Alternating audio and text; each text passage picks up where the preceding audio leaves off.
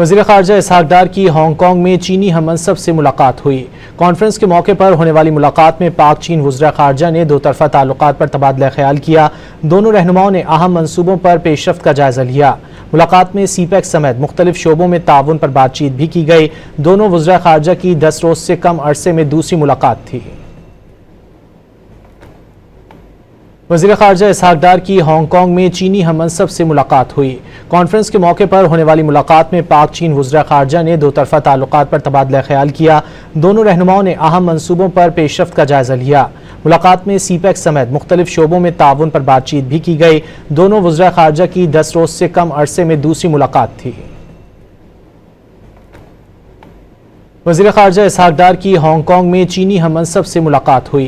Conference के मौके पर होने वाली मुलाकात में पाक चीन वज़ीर ख़ारजा ने दो तरफ़ा ताल्लुक़ात पर तबादला ख्याल किया। दोनों रहनुमाओं ने अहम मंसूबों पर पेशरफ्त का जायज़ा लिया। मुलाकात में सीपैक समेत मुख्तलिफ शोबों में ताउन पर बातचीत भी की गई। दोनों वज़ीर ख़ारजा की 10 रोज़ से कम अरसे में दूसरी मुलाकात थी।